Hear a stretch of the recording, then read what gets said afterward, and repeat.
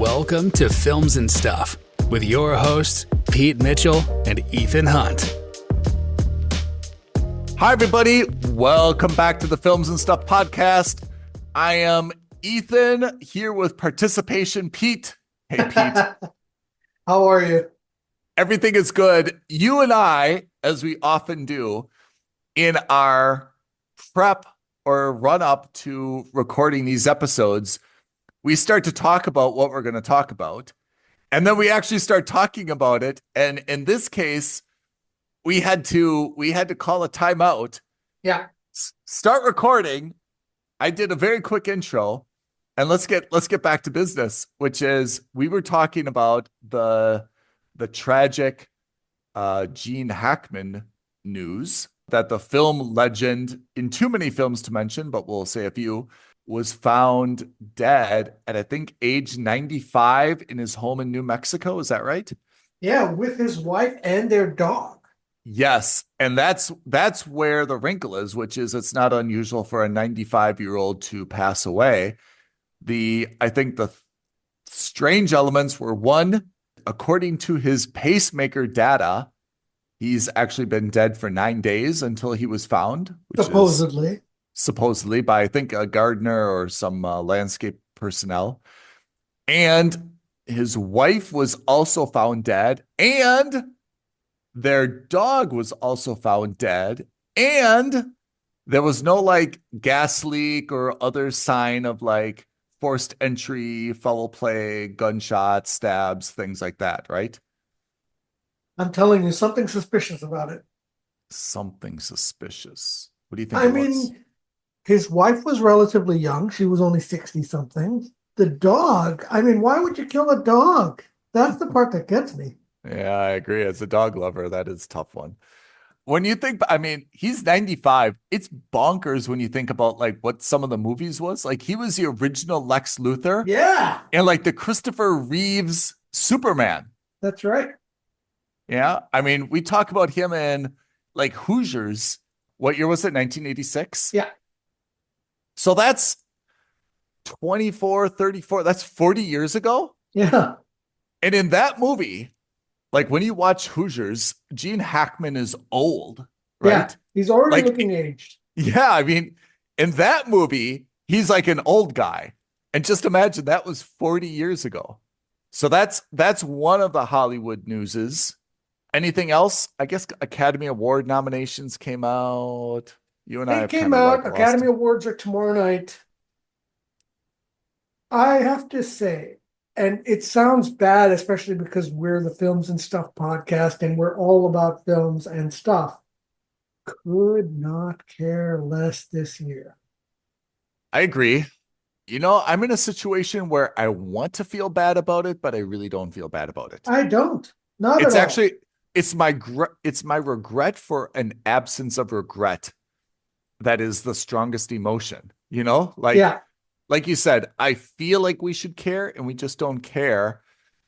And I don't know why that is. I used to think of, the Academy Awards is this big prime time gala and everyone was wearing gold dresses or the stage was all gold. And like, even like my mom, who's by no means like a tabloid addict or like into like Hollywood and stuff, would like, it'd be on like one of the network channels and she'd turn it on and we'd all watch and everyone would make these big speeches and they'd be crying. And it was like they were handing out like Super Bowl trophies, like this was a World Cup for everybody, like they finally got the award after this career. And it felt like it was the culmination of their acting journey, and they're finally validated, like that quarterback who finally wins the Super Bowl or, the footballer who finally gets to lift the World Cup, right? It just validated their whole life and their whole career. And it was kind of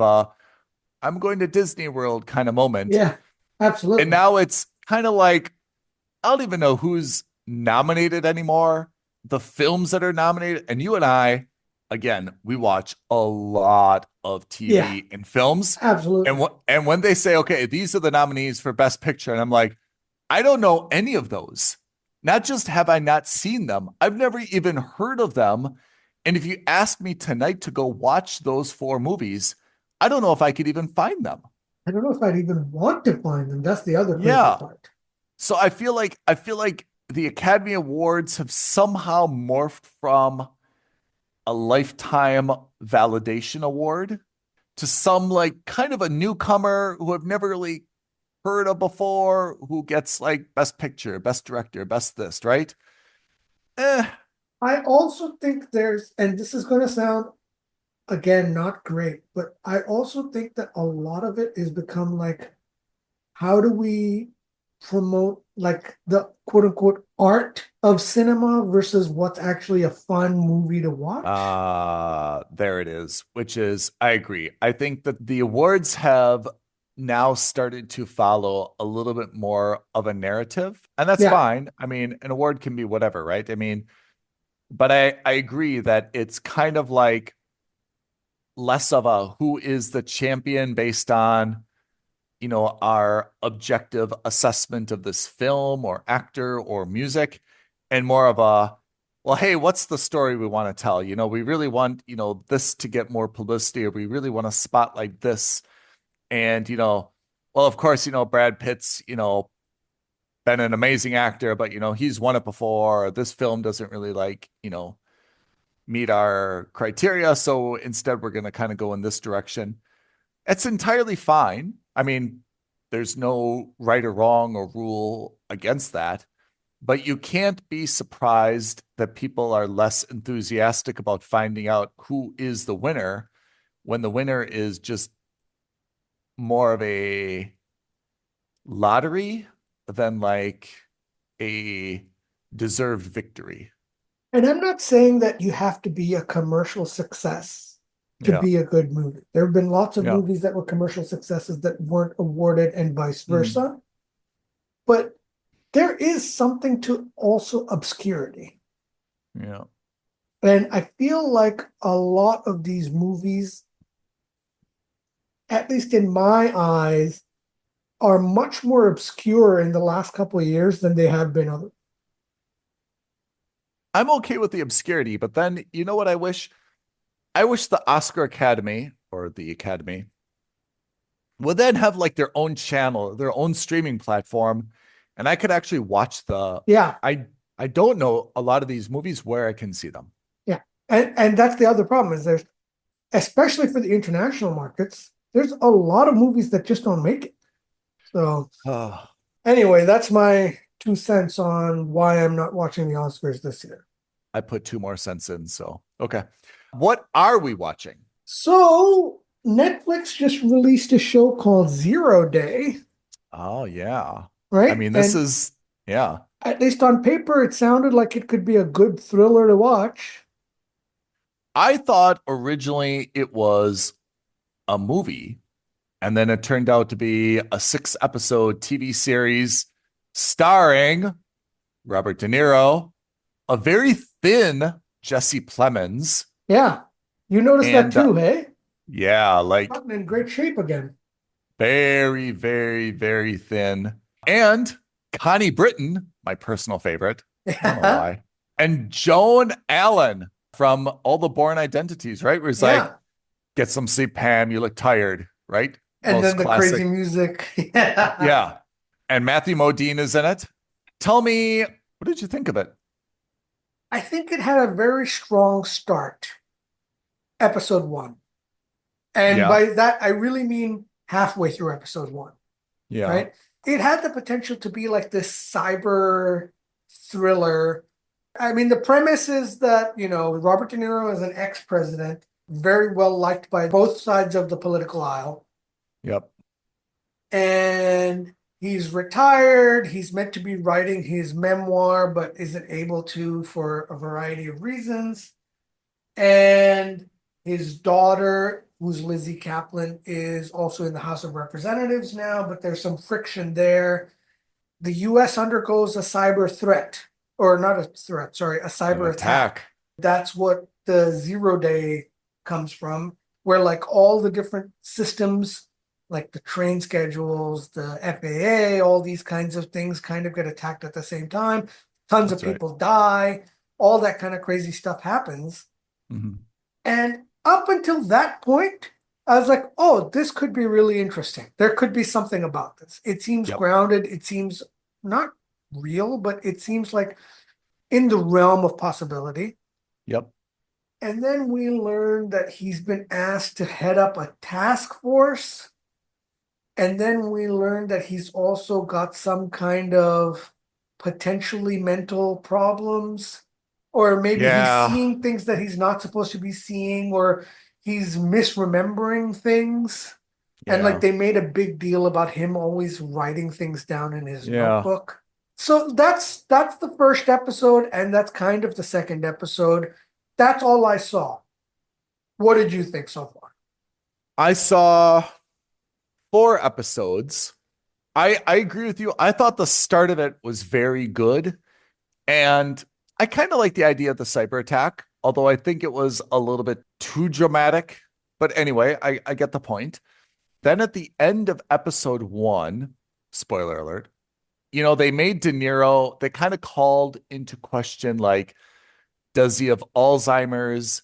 Did he leave the White House because, he was kind of losing his marbles? They kind of called into question, like, was he hearing things and seeing things?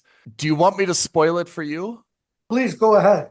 So they've found a very creative way to explain away this issue, I Okay. would say.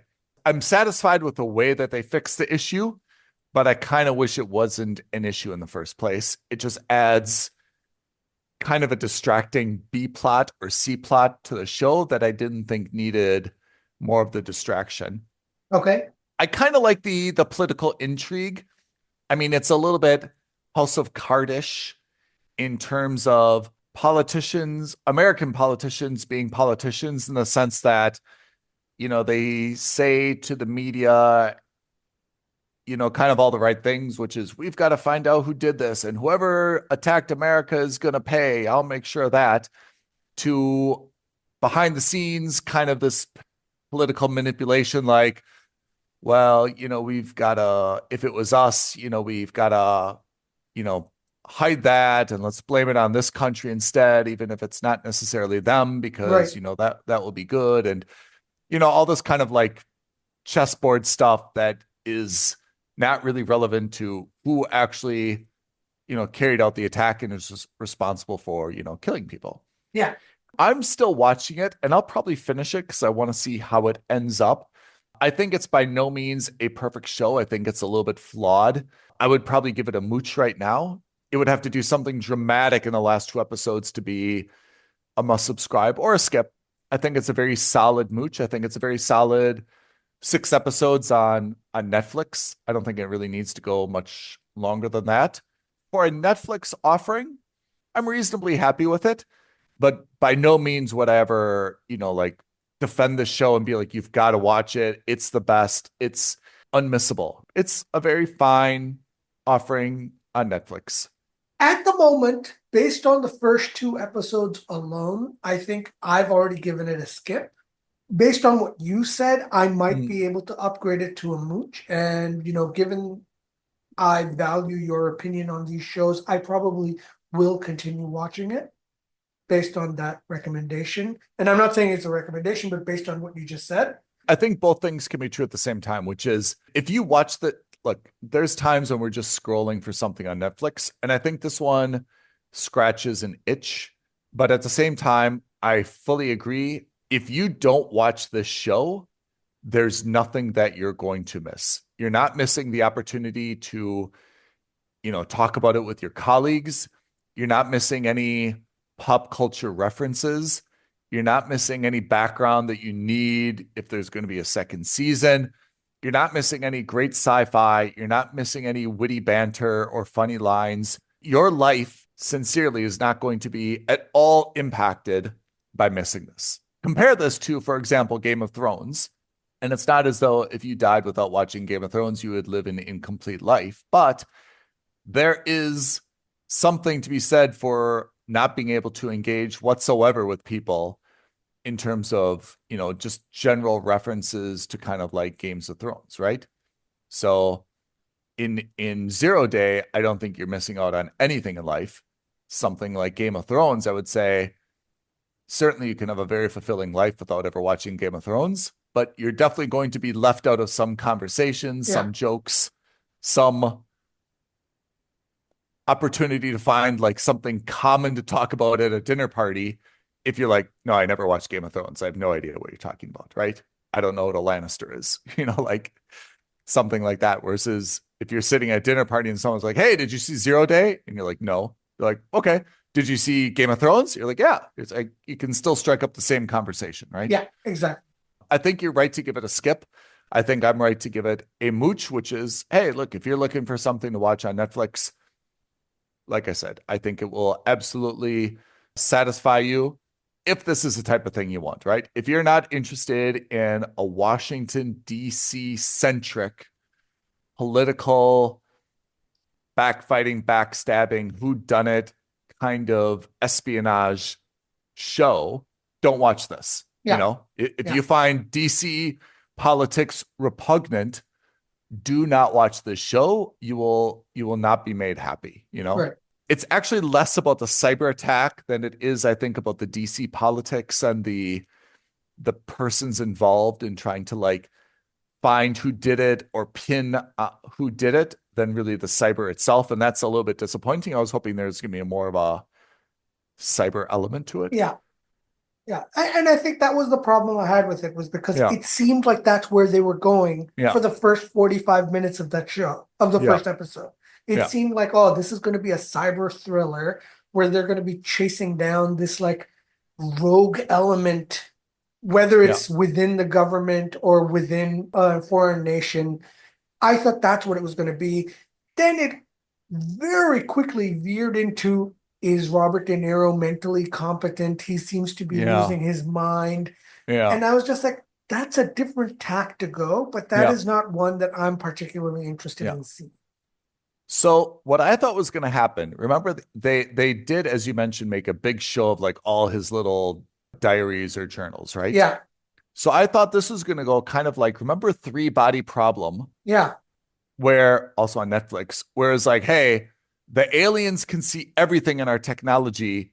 So we're going to have to go like old school, right? Yeah. Pen and pencil. We're going to have to like hide everything.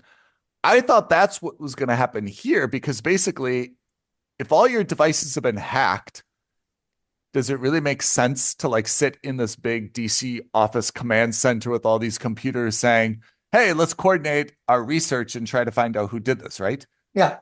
Like the hackers, if they could, should just like turn off all their monitors, right? Right. I thought that was like a fundamental gap in this, which is, so how are you actually, like everyone's just on their phone doing Google search, like emailing, like, wait a second, if you've really been hacked and you were really worried that the software is already on your devices, and they made the big show of like, it's every device, it's on iOS and Android. And how is this how you're trying to like track them down? Like you don't have any certainty. So I thought he was going to come back and be like, all right, guys, I've got this system. We're all going to use pen and paper. And I thought he was going to go old school. And I thought he was going to have a carton where he's just going to be like, everybody meet your new high-tech devices. And he passes out a bunch of Moleskine notebooks that he has and says, from now on, everything is done by this and in-face meetings. That's it. Yep. Yeah. So I thought they're going to go like old school Apollo. And, I don't know. I thought that was going to be like the fun part of this show is that, he was going to like whip them into a frenzy and everyone was going to like push back, be like, oh, the old guy's lost it. What am I supposed to do with this? I've never used a pencil before. And, in the end, he was going to like have this organized, great system, and we'd feel like so patriotic and, I don't know, energized by it. And eventually they were going to put all these little slips of paper together and solve the problem. Yeah. For me, that's a little bit of a logic gap, but anyway, it's Netflix. So that's 0 Day on Netflix. Pete gives it a skip. I give it a mooch. I think there's not much else to say about it. Probably a one and done series. I don't see this as, like a second series at all, or a second season. The other thing I'm watching is season 3 of White Lotus. And you've never gotten into White Lotus. I saw the first season as a part of one of our streamer skips. And then I was just kind of like, meh, it's got a lot of press and like a lot of Yeah. people are following it, but it never did anything for me. I have to say, I like season 2. I view season 2 as a show that I think you should watch with your significant other Okay. and pause it throughout and be like, hey, baby, like, how would we handle that situation if it was us? Like, I want you to be honest with me and I want to be honest with you, but you could see, like, there's a lot of these kind of like moral quandaries in it. And I find the moral quandaries very fascinating, which is they've got like this old adage about like your girlfriend asks you, like, do these pants like make me look fat? And you say, like, no, absolutely not. You should like lie or, you know, I don't know, say something that's not entirely true, but like, Yeah, what I never mean. incriminate yourself. Exactly. And I feel like the White Lotus episodes are all that kind of stuff. And it leads up to something towards the end. At the very first episode, the very first scene, they basically put like the conclusion and then they do a 1 week earlier kind of thing, Right, right. And there's a little bit of mystery. So there's a lot of kind of like who done it going on.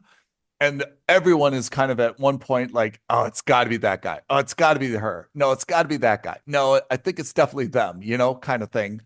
And it, of course, doesn't turn out exactly the way that anyone imagines it. But there's a lot of that moral quandary stuff. And I think that's so fascinating because I think I've taken up the phrase where like both things can be true at the same time.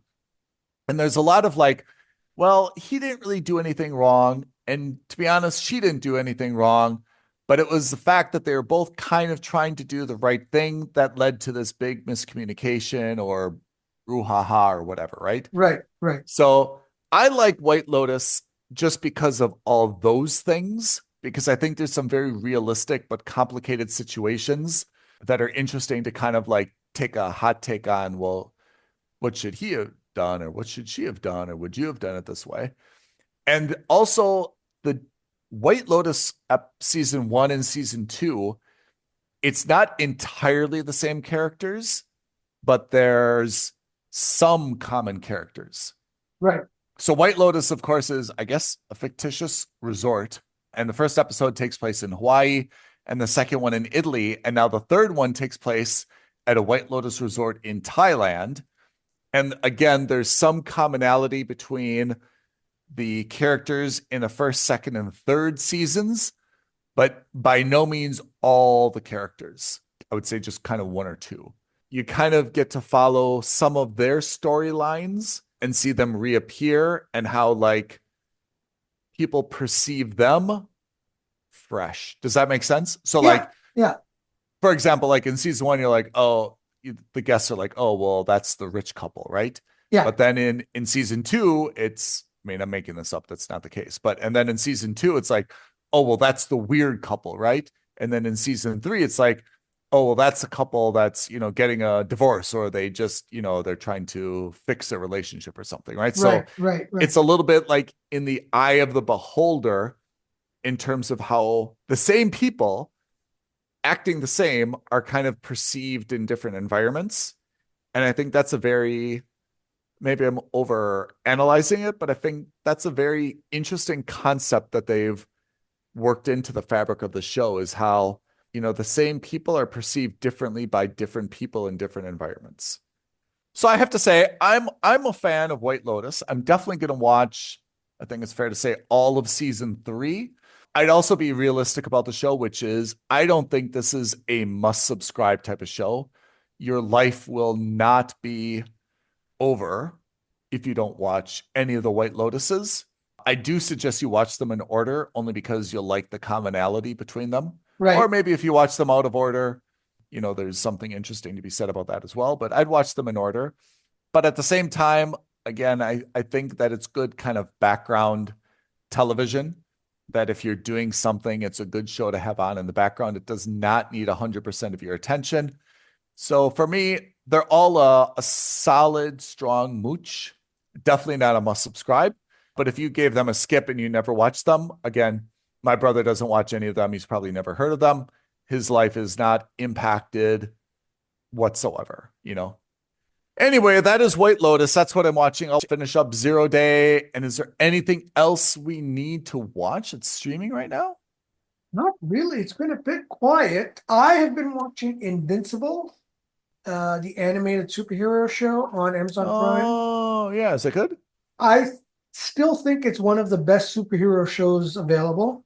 If you've Oh, never seen it, I highly recommend you start. This is the third season. Also, Jack Reacher started season 3, oh yeah. and Severance is going on.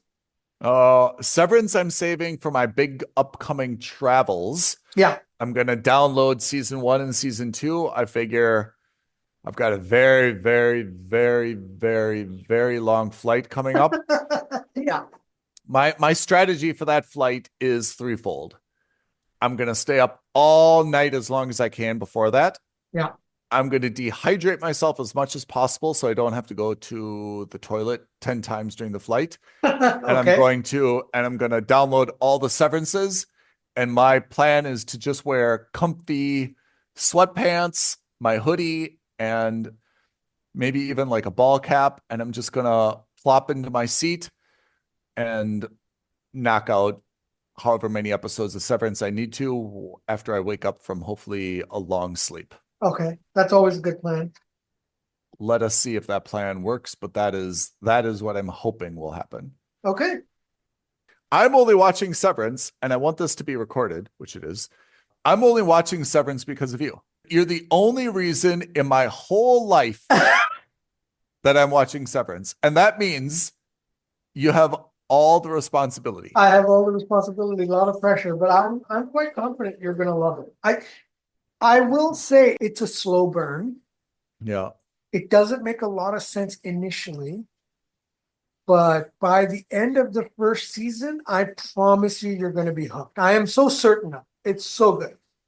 I mean, it's that statement that's making me watch it. That is the only reason. To be fair, my brother has expressed general positivity about it. Yeah. But not in the sense that he's said like he hasn't given me like a guarantee, but he's expressed a general positivity about it. Not that I'm discarding his opinion, but it's really you're being so adamant about it that is putting me over the top. Yeah. And the last episode that just aired was, I think, episode 7 of season 2. Whoa, mind blowing.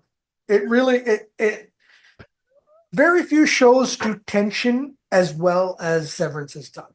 Especially that end of season 1, man, tense is an understatement. Look, I'm captive on a flight, and that's my only source of, well, that and the third book of Thrawn. But apart from that, Speaking of which, I finished the first book in like 2 days. So it's that good, right? it was And you were excellent. like, I think you were also like, that's going to be my airplane book. Yeah, I was really saving it because I thought that's okay. I'll read it on my flight. We're both on long flights in the coming weeks. Yeah. Well, that plan went immediately out the window. Yeah, I think you're like, I'm just gonna read the first chapter and then the rest I'll save for my long flight. Yeah. And then you're like, that book is so good. I know Thrawn is, that's why I think the Disney universe needs to focus on Thrawn. I think that's a great target for the next trilogy of movies. To be determined. We don't know what's going on. I guess there have been rumors and speculations that Kathleen Kennedy is going to retire this year. And be replaced by Dave Filoni. Potentially, or Jon Favreau, or both. I don't know. I mean, if it's not one of those two, why? First. Actually, I see the argument. The argument I would have for somebody else is just to cut to cut the cord and start totally fresh. In which case, I'm okay with them doing that.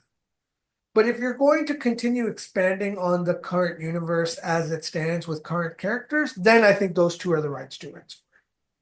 I mean, Filoni he's been with them from the beginning though, right? He started with Clone Wars in 2008. Yeah. All right, to be seen. Okay, Pete, I think we've wrapped it up for this episode of Films and Stuff, huh? We've talked about not a patented rant, but we got a lot of stuff in. Absolutely. Absolutely. But one of the things that we haven't talked about that I would like to get feedback from our listeners, we are dangerously short on our Stream or Skip list of TV shows to watch. Ooh, so if you have any recommendations, new shows or old, we're in.